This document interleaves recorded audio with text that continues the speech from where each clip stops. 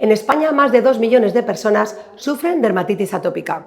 En los 30 últimos años se han duplicado el número de casos de personas con esa enfermedad y es una de las causas principales por las que acudimos al dermatólogo. Afecta al 30% de los niños menores de 10 años. Por eso hemos venido hasta la Clínica Pedro Jaén para conocer más sobre esta enfermedad. Y para hablar más de la dermatitis atópica nos acompaña la doctora Cristina García Millán. Doctora, muchas gracias por recibirnos en la clínica. Muchas gracias a vosotros por venir.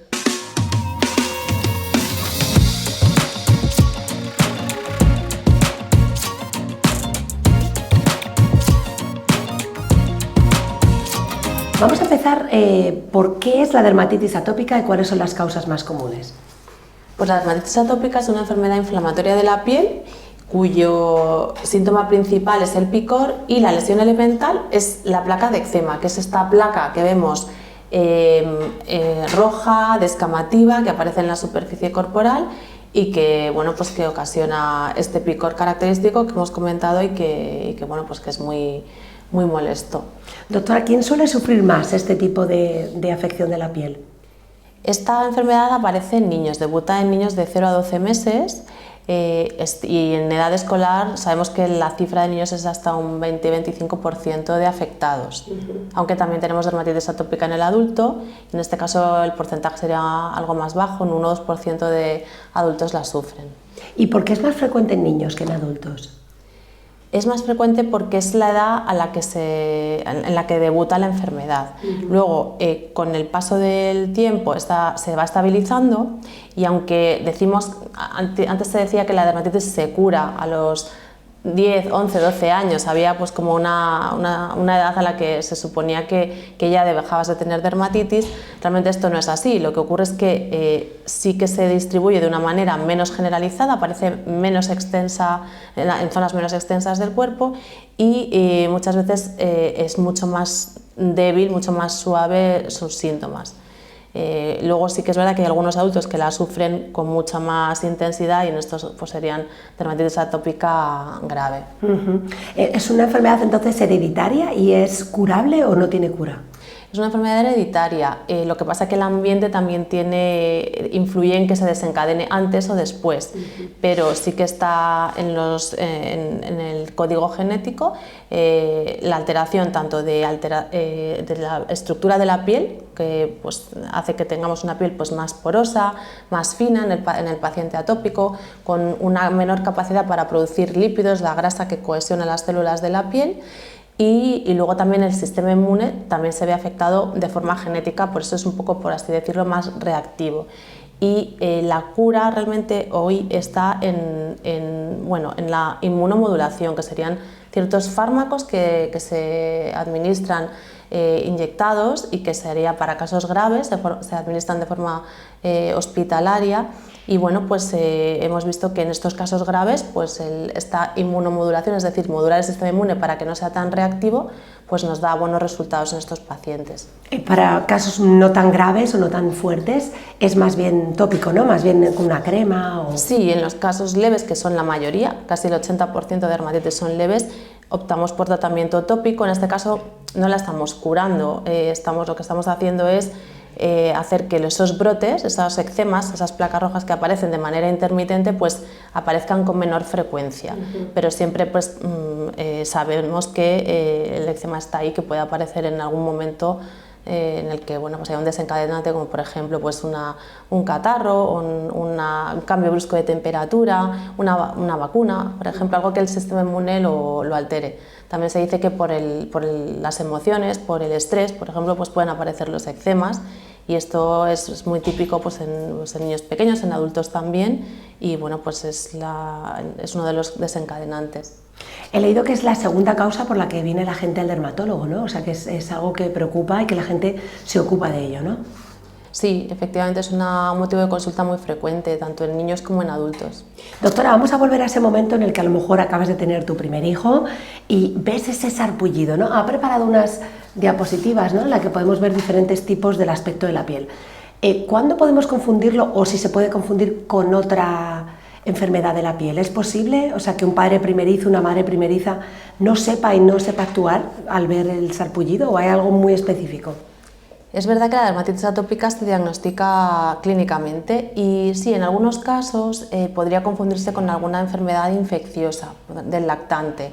Por lo tanto, nosotros siempre recomendamos que ante un bebé que presenta muchas lesiones rojas descamativas en la superficie corporal, acudan al médico, al dermatólogo, al pediatra, para poder hacer un diagnóstico diferencial, porque a veces no es nada fácil, sobre todo por la extensión. Claro, y caracteriza por el picor, pero a lo mejor el bebé no se puede rascar, ¿no? Entonces no, llora, pero claro, no sabes por qué, ¿no? Claro, de hecho a veces cuando es muy agudo, cuando el eczema es, pues no tiene ni siquiera esa fase descamativa, sino que hay placas rojas y que son exudativas, que nosotros lo llamamos a aquellas placas que parece que están húmedas. En estos casos no es tanto picor como un escozor, como cuando estás quemado. Y ahí sí que es verdad que puede ser más grave en un lactante y tenemos que actuar de forma rápida. Claro. ¿Hay zonas del cuerpo, doctora, donde salgan más que en otras partes del cuerpo o depende de cada persona? Es dependiendo de la edad. Aparece en los niños pequeñitos, en los recién nacidos y lactantes, aparece sobre todo en la cara, en la zona extensora de extremidades, en el abdomen. Y según va siendo el niño un poquito más mayor, ya se va localizando pues, en las flexuras, en los huecos anticubitales, en los huecos popliteos detrás de las rodillas, y cuando es más mayorcito, en el adolescente, pues podemos tener ya afectación de los labios, afectación por ejemplo del cuello y de las muñecas en el adulto. Pero es verdad que estas localizaciones, cuando es más grave la dermatitis, pues no aparece tan localizada y aparece pues diseminada incluso en edades más mayores. Doctora, han nombrado pues adolescencia, ya adultez, como otras enfermedades de la piel, ¿tiene también alguna secuela psicológica? O sea, la persona que lo sufre, ¿sufre de alguna manera algún rechazo o algo por el aspecto de su piel, por ejemplo? Bueno, sí, nosotros en el taller de dermatitis atópica que llevamos realizando en la clínica ya desde hace, pues creo que 8 años, trabajamos mucho este aspecto emocional, porque es verdad que los niños con dermatitis atópica no te diría tanto que son rechazados por sus compañeros, sino que sufren por los síntomas que padecen, que a veces les cuesta explicarlos o les cuesta que otros lo entiendan. A lo mejor cuando hacen deporte les salen los eczemas y no pueden hacer deporte, o descansan peor, por ejemplo, eso es muy típico, el niño atópico tiene un sueño más ligero y muchas veces duermen peor, tienen peor rendimiento escolar y eso puede generar pues también que se integren menos en el colegio y bueno, pues eso a veces es un círculo vicioso. Entonces por eso nosotros trabajamos mucho este aspecto emocional para que también se dé a conocer en el ambiente escolar que bueno, que el niño no se sienta estigmatizado y que pueda pues convivir con ello. Muy importante, doctora, ¿no? Esa parte del aspecto psicológico, porque como bien dices, pues es una enfermedad que tienes y que tu entorno sepa hace que haya más entendimiento, ¿no?, hacia la situación. Justo el manejo es mucho mejor y pasa también en otras enfermedades de la piel. ¿Qué tipo de cuidados, por ejemplo, una persona que tenga, no vamos a hablar de un caso muy grave, pero que tenga bastante en la piel, qué tipo de cuidados diarios necesita tener, que el resto no necesitamos cuidarnos tanto, por ejemplo? Pues sobre todo nosotros recomendamos los baños a los niños que no sean muy prolongados, mejor ducha que baño, que se utilicen productos de higiene específicos para piel atópica, no utilicen, por ejemplo, si le estás poniendo un jabón que reseca mucho, pues todo el trabajo que estás haciendo después lo estás estropeando. Entonces sería el baño, los productos de higiene específicos, que la habitación donde duerme el niño no esté demasiado caliente, que no se les abrigue demasiado y que les hidraten todos los días. O sea que el calor va mal, ¿no?, con esta enfermedad. Sí, el exceso de calor, las temperaturas extremas no van bien, el exceso de frío tampoco y el exceso de calor tampoco, pero normalmente los niños cuando sudan, ahí se desencadena un ciclo de picor, rascado y aparece la dermatitis. Por eso recomendamos que a los niños atópicos no se les abrigue en exceso. Doctora, ¿hay alguna falsa creencia en tu experiencia, tantos años tratando e investigando esta enfermedad? Como por ejemplo que sea contagiosa, ¿la gente cree eso? Sí, en algunos casos, claro, como son placas rojas, descamativas, pues cuando aparecen en algunas zonas visibles, en algunas personas pueden pensar que se contagia, entonces bueno, esto es algo pero nada que ver, ¿no?, con la realidad. Exacto, completamente. Sí. Y es una enfermedad que aquí veo, no es solo una enfermedad de la piel, ¿no? ¿A qué más afecta, doctora? Efectivamente, los dermatólogos y los pediatras somos los primeros que la vemos porque bueno, la dermatitis sí afecta a la piel, pero realmente de lo que estamos hablando es de una enfermedad generalizada que se llama síndrome atópico. Entonces, por un lado cursa con dermatitis, por otro lado puede cursar con asma bronquial y determinadas alergias. Alimentos y mascotas aparecen en edades más tempranas y al polen, etcétera, aparecen en edades más tardías. Y sí que sabemos que las alergias y la dermatitis están íntimamente relacionadas por este síndrome atópico y que con el paso del tiempo aproximadamente un 60-70% de niños que tienen dermatitis van a tener alergia a algo. Hablando de alimentos, doctora, ¿hay algún alimento que empeore la situación o que al revés, que la mejore, o no está relacionado para nada con la alimentación?